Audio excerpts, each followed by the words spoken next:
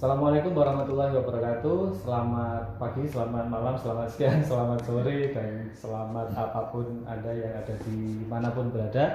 Hari ini atau malam ini saya bertemu dengan Bu Astati, pemilik PKBM Bestari Catak Gayam. Ya, betul. Catak Gayam, Kabupaten Jombang, Kecamatan Mojowarno, Kabupaten Jombang. Nah, kebetulan kami itu bagian dari aktivis OTWA, ya. Ojo Leren Dadi Wong Api. Nah, saya dari Kampus Desa Indonesia dan Bu Astati dari PKBM Bestari. PKBM Bestari itu ketemu di OTWA. Jaringan OTWA itu adalah jaringan para penggerak pendidikan dan itu inspiratif sekali. Tokoh-tokohnya, orang-orangnya yang ada di situ. Tapi kebetulan pada masa pandemi itu kita nggak pernah ketemu, kecuali daring-daring dan sebagainya. Nah, saya dari Kampus Desa Indonesia ingin menanggap ini, ingin mengulik lebih jauh tentang peran Bu Astati di OTWA dan kemudian ada di Sekolah Dolan hari ini ya, atau malam ini kita ada di Sekolah Dolan, kami ada di Sekolah Dolan untuk kemudian bincang-bincang tipis-tipis untuk mengenal lebih dalam peran Bu Astati di PKBM. Nah, Bu Astati ketika di OTWA ini apa ada perubahan yang sangat penting, terutama ketemu dengan Pak Lukman di Sekolah Dolan sama ketemu saya dari Kampus Desa. Apa sih sebenarnya yang bisa menjadi inspirasi untuk PKBM dan Bu Astati? Ini saya Kampus Desa dulu atau Pak Lukman dulu ya? Ya, terserah. Saya mulai dari Kampus Desa, awalnya ada. Oke, Kampus Desa. Ya, saya waktu itu saya kira impian saya ingin bisa dekat dengan Kampus Desa. Waktu itu saya ada pertemuan di Ojo Leren Dadi Wong Api di Pasuruan, di mana itu gedung anggota DPR ya. Saya ketemu sama Mas Alvin, terus dikenalkan sama Pak Kentar, sama dikenalkan sama Pak Lukman. Ini loh dari Kampus Desa. Sebelum mengatakan begitu, Pak Kentar itu sering posting di Facebook, sering kerjasama dengan Kampus Desa. Saya juga ingin, ini Kampus Desa itu bagaimana ya? Saya ingin dekat gitu ya dengan Kampus Desa kan gitu ya. Dan ternyata saya baru ketemu dengan Kampus Desa itu di Kediri. Di Kediri, ya. Di Kediri juga kan sama juga konvensi di mana itu yang penyelenggaraan kitab OTWA. Kemudian Kediri, setelah Kediri itu di Nganjuk. Nah, baru di Nganjuk itu saya di maintain sama Pak Mahfur ini. Oh iya. Iya kan? Saya minta Bu Astati untuk jadi narasumber di sana. Jadi narasumber. Nah, di situ mulai saya bisa dekat dengan Kampus Desa. Dan itu memang kenyataannya saya mimpi saya waktu sudah 2 tahun sebelumnya kayaknya begitu. Kan itu waktu itu di Pasuruan itu tahun berapa ya itu ya? 2017 mungkin. Ya. Kemudian yang di Nganjuk itu tahun 2019. Setelah dari Nganjuk, kemudian Kampus Desa Pak Mahfur ini memberikan program kepada PKBM Bestari berupa literasi digital, waktu itu namanya Bedah Web. Dan itu dampaknya sampai hari ini. Dampaknya sampai hari ini. Apa itu Bu? Dampaknya. Apa itu karena ternyata siswa kami sekarang sedikit-sedikit kegiatannya mesti ada hubungannya dengan digital. Artinya misalnya mau bikin promosi bisnisnya itu juga menggunakan video. Kemudian guru-gurunya juga kalau membuat tugas juga menggunakan video, selain mungkin ada yang memang harus diketik gitu ya. Kan nggak semuanya peserta didik kami itu punya minat atau cara gaya belajar itu harus dengan menulis. Tapi gaya belajar juga ada yang suka bicara gitu kan. Nah itu saya kira itu dampak dari Kampus Desa sebagai mentor ideologis, terutama Pak Rektornya, mentor ideologisnya PKBM Bestari. Itu saya lihat begitu. Bu Astati, mentor ideologis. Ini saya tertarik untuk mengulik lebih dalam. Ini maksudnya mentor ideologis itu apa? Biar pemirsa atau jaringan OTWA atau yang lain yang belum kenal ini bisa lebih bisa mengetahui mentor ideologis itu maksudnya seperti apa. Itu juga saya kira saya dapat diksi ini dari Pak Rektor, Pak Mahfur ya. Ini Pak Mahfur sendiri. Saya waktu itu membaca tentang cerita sekolah apa ini apa yang Oh iya, sekolah apa ini? Ya, sekolah biasa saja atau sekolah apa ini? Sekolah biasa saja mungkin. Yang di Jogja Sekolah. itu loh Bu. Di Salam. Ya di Salam. Ya. Itu akhirnya berarti Sekolah. mentor ideologis di Salam itu kan Romo Mangun. Ya. Nah di Bestari itu mentor ideologisnya ya Pak Rektor sama Pak Lukman itu salah satunya. Kenapa saya katakan begitu? Karena Pak Rektor, Pak Mahpur yang saat ini di depan saya ini, saya sering memanggilnya kan Pak Rektor ya. Padahal ini rektor dari mana? Rektornya kampus desa.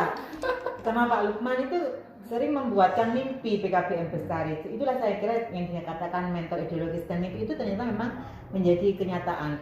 Seperti Pak Rektor misalnya, ayo kita bikin bisa diklat, bisa kegiatan apa Bestari lebih terbuka dengan jaringan-jaringan, dan saat ini memang sudah terjadi di jaringan-jaringan yang kita sendiri bisa misalnya kerjasama dengan organisasi lain itu sudah ada di PKBM Bestari. Pak Lukman juga begitu cara mendidik saya. Saya mengatakan Pak Lukman mendidik saya karena memang saya merasa murid dari Pak Lukman dalam segala hal.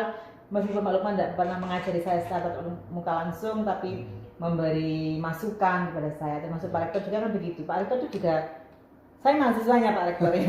Jadi saya ini muridnya, sehingga saya melihat yang beliau berdua berikan kepada PKBM Bestari melalui saya itu adalah bagian dari mimpi yang dibangun beliau berdua untuk PKBM Bestari. Itu yang saya katakan sebagai mentor ideologis.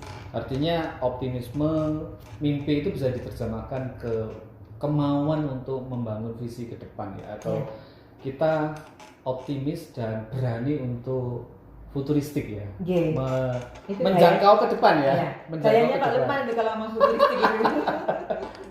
Ya memang dari kampus desa berusaha untuk mendorong Bu, yang mendorong bagaimana seseorang yang memegang ini ya, memegang pimpinan atau owner atau orang yang bisa menggerakkan sekolahnya itu harus melompat lebih jauh, tidak seperti misalnya guru-guru yang berada di apa ya, di asuhannya gitu. Nah, ketika satu orang ini bisa futuristik dan memiliki semangat yang tanpa batas dalam arti selalu terus berkembang. Nah, apakah Bu Astasti merasa ada perkembangan dari satu tahap ke tahap lain untuk mengubah diri sendiri, mengubah PKBM-nya, dan mengubah para aktor-aktor lain di PKBM Bestari itu? Ya, saya melihat memang begitu ya, karena fakta atau apa ya, kebanyakan PKBM itu kan apa yang dilakukan itu kan hanya sekedar misalnya pokoknya program jalan. Ya.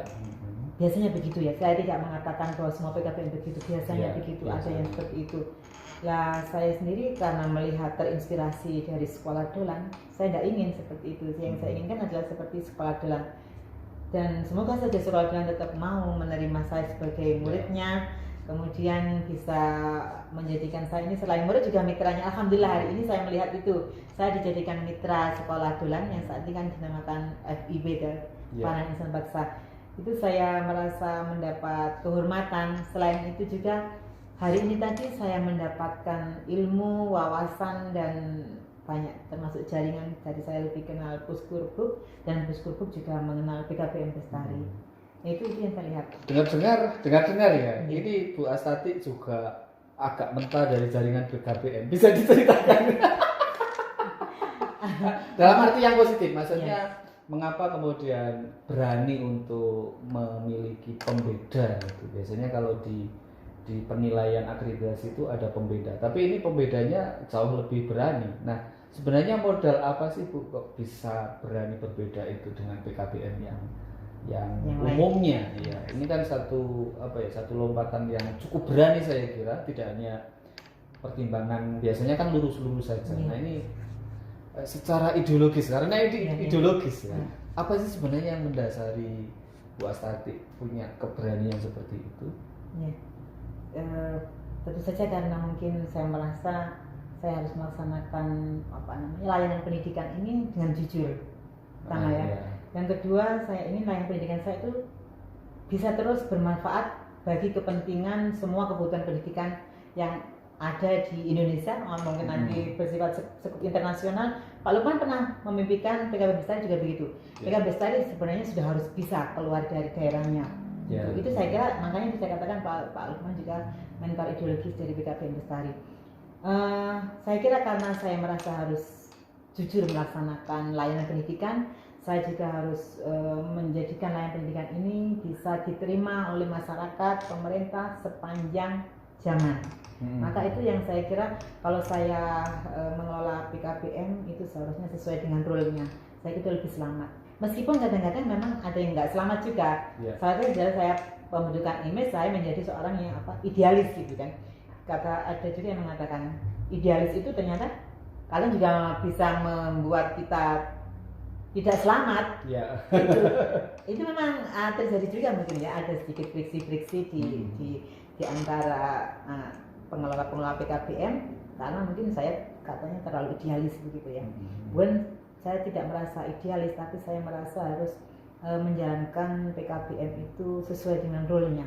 Itu. Dan terutama lebih memihak atau lebih mengutamakan pada kebutuhan peserta didik atau apa namanya itu. Iya, kebutuhan peserta didik. Kebutuhan peserta didik itu harus jujur ya Bu ya. Iya. Nah, ini yang paling menarik. Artinya ada semangat ideologis tadi itu dibangun oleh mental jujur itu yang lebih dikedepankan. Kalau kebutuhan peserta didiknya atau partisipan dari orang yang belajar itu seperti itu ya kita harus berani untuk melayani itu kan. Oke ya, itulah saya kira mental ideologis yang sering disebut oleh Bu Astati sebagai salah satu modal bagi seorang pemilik PKBM dan pemimpin di sekolah non formal ya kan. Non formal itu adalah leadership yang memiliki mental jujur dan itu bisa mentransformasi perubahan-perubahan yang lebih baik untuk para peserta didiknya. Saya kira cukup itu teman-teman semuanya. Kita bertemu di lain waktu dengan inspirasi-inspirasi yang luar biasa. Terima kasih. Selamat malam. Assalamualaikum warahmatullahi wabarakatuh. Waalaikumsalam warahmatullahi wabarakatuh.